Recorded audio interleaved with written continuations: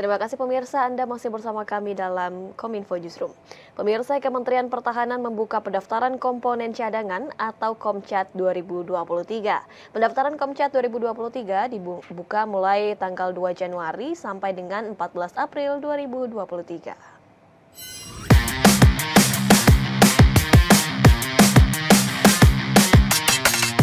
Kementerian Pertahanan Republik Indonesia membuka pendaftaran komponen cadangan 2023 yang dilakukan secara online mulai tanggal 2 Januari hingga 14 April 2023. Komponen cadangan dibentuk guna memperbesar dan memperkuat kemampuan komponen utama dan siap dimobilisasi demi menjaga keutuhan dan kedaulatan negara Persatuan Republik Indonesia. Pendaftaran Komcat dibuka untuk 3 matra sekaligus, yakni Angkatan Darat, Laut, dan Udara, dan dapat diakses pada website komcat.kemhan.go.id.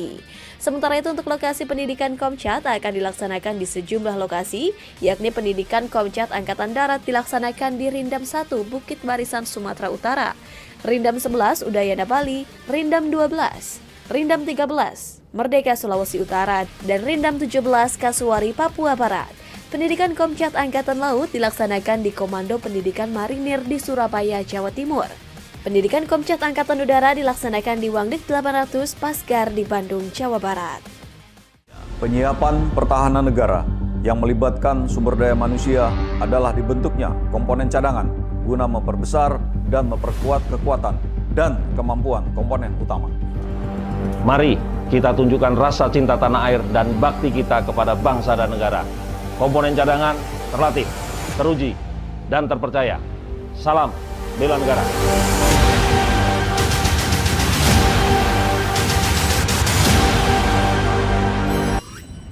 Sementara itu pemirsa, Menteri Ketenagakerjaan Ida Fauziah menyatakan tingkat pengangguran terbuka di Indonesia sudah menurun di tahun 2022 mencapai 5,8%. Meski demikian pihaknya akan terus berupaya untuk mengatasi pengangguran dengan menciptakan pasar tenaga kerja yang inklusif.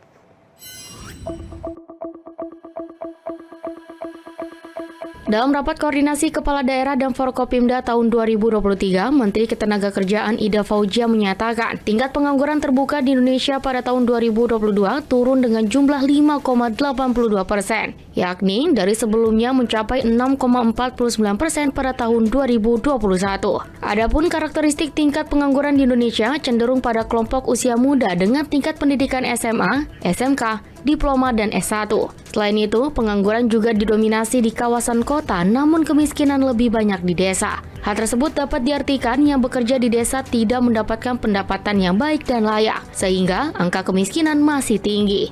Bahkan, faktor lain yang masih menjadi tantangan penurunnya pengangguran diantaranya hopeless of job, tekanan untuk meningkatkan penciptaan lapangan kerja, nilai budaya kerja baru, dan resiko mismatch akibat digitalisasi. Resiko mismatch akibat digitalisasi.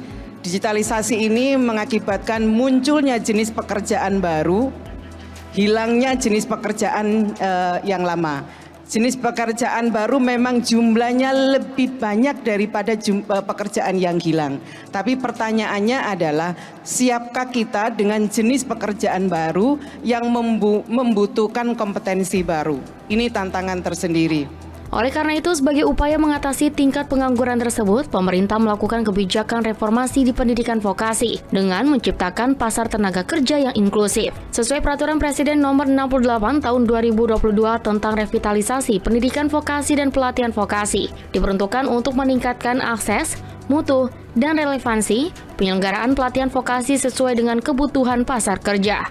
Ida Fauziah berharap dengan pelatihan vokasi di tiap provinsi dapat dimanfaatkan dengan sebaik-baiknya, yakni sebagai pusat pelatihan dan produktivitas yang update dan terkoneksi dengan kebutuhan pasar di dunia industri. Peran daerah dalam Perpres ini adalah mengembangkan sistem informasi pasar kerja di masing-masing daerah. Kemudian yang kedua, menyusun rencana strategis pelatihan vokasi di daerah mengacu pada kebijakan yang dibuat oleh kementerian. Kemudian menyelaraskan pelatihan vokasi, dunia usaha, dunia industri, dan dunia kerja. Pelatihan vokasi harus dalam satu tarikan nafas, pelatihan vokasi, sertifikasi, dan penempatan. Kita bisa berbicara penempatan kalau kita menyiapkan kompetensinya sesuai dengan kebutuhan pasar kerja. Inflasi masih menjadi salah satu fokus perhatian utama pemerintah dalam menjaga pertumbuhan ekonomi nasional. Oleh karena itu, Menteri Koordinator Bidang Perekonomian Erlangga Hartarto meminta kepada kepala daerah dan Forkopimda untuk ikut andil dalam pengendalian inflasi di daerah. Menteri Koordinator Bidang Perekonomian Erlangga Hartarto beri arahan langsung tentang pengendalian inflasi serta pengawalan investasi kepada kepala daerah dan Forkopimda seluruh Indonesia, yakni dalam Rakornas Kepala Daerah dan Forkopimda di Sentul, Bogor, Jawa Barat. Erlangga menuturkan pertumbuhan ekonomi nasional sampai akhir tahun 2022 diperkirakan berada pada angka 5,2% secara tahunan atau year on year. Meski di tengah ketidakpastian perekonomian global, pertumbuhan ekonomi Indonesia di tahun 2023 juga diproyeksikan masih berada di kisaran 4,7% sampai dengan 5,3% oleh berbagai lembaga internasional. Sementara itu, perekonomian global sendiri diproyeksikan World Bank akan melambat tajam dari 2,9% di 2022 menjadi 1,7% di 2023. Untuk realisasi inflasi Indonesia pada bulan November 2022 juga tercatat masih terkendali pada angka 5,51% year on year, yakni lebih rendah dari perkiraan awal 6,00% year on year dan relatif lebih baik dibandingkan dengan sebagian besar negara lain. Bahkan sebetulnya kita lebih baik dari Singapura yang 6,7 ataupun Amerika Serikat 6,5%. Nah, ini berkat kerjasama dengan seluruh gubernur, bupati, dan wali kota, koordinasi antara BI dan Kementerian Dalam Negeri yang luar biasa di tahun lalu. Namun ada 23 provinsi dengan inflasinya di atas inflasi nasional. Meski laju inflasi dinilai terkendali, Erlangga memberikan catatan bahwa terdapat 23 provinsi yang tingkat inflasinya berada di atas realisasi inflasi nasional. Sumatera Barat inflasinya 7,43%, Sulawesi Tenggara 7,39%, Kalimantan Selatan 6,99% dan Riau 6,81%. Jadi terhadap 23 provinsi ini, Pak Gubernur, mohon diperhatikan, memang di bulan Desember ini kontribusi dari harga beras 0,07% itu adalah salah satu yang tertinggi, sehingga tentu berbagai kerjasama perlu dilakukan. Erlangga juga memberikan catatan kepada 10 kota atau kabupaten dengan inflasi tertinggi pada tahun 2022.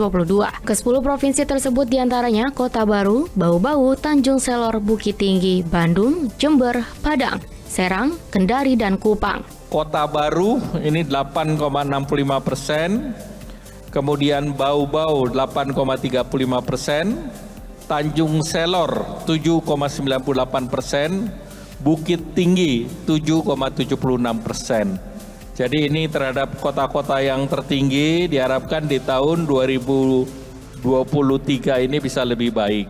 Lebih lanjut, Menko Erlangga juga menyinggung penyelesaian hambatan investasi dalam pemberian persetujuan bangunan gedung dan meminta seluruh pemerintah daerah untuk segera melakukan pengaturan pajak dan retribusi daerah dalam satu peraturan daerah. Hal ini dilakukan agar Pemda dapat memungut retribusi persetujuan bangunan gedung serta menghindari potensi kehilangan sumber pendapatan asli daerah. Nah, tentu Perda tentang retribusi ini menjadi hal yang penting, dan ini ada sistem informasi manajemen mengenai bangunan gedung yang perlu segera diselesaikan.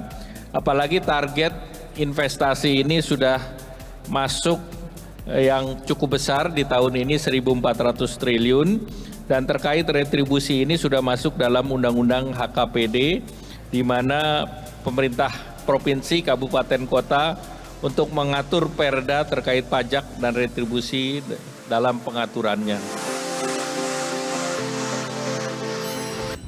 Pemerintah tengah menyasar investasi senilai 545,3 miliar dolar Amerika Serikat dari hilirisasi di sejumlah sektor prioritas. Hal ini disampaikan langsung oleh Menteri Investasi Bahlil Lahadalia dalam konferensi pers hilirisasi kunci investasi dan tantangan investasi 2023.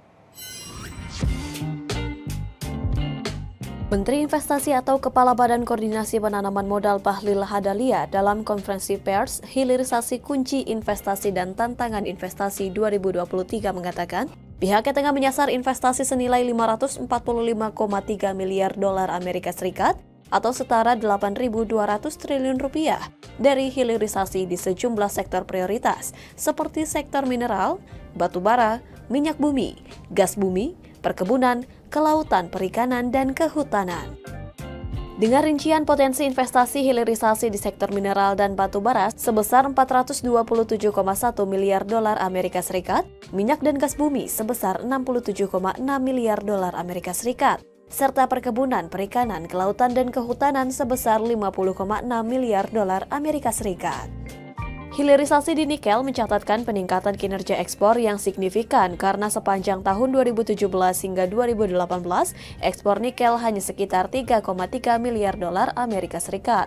Namun angkanya meroket menjadi 20,9 miliar dolar Amerika Serikat pada 2021.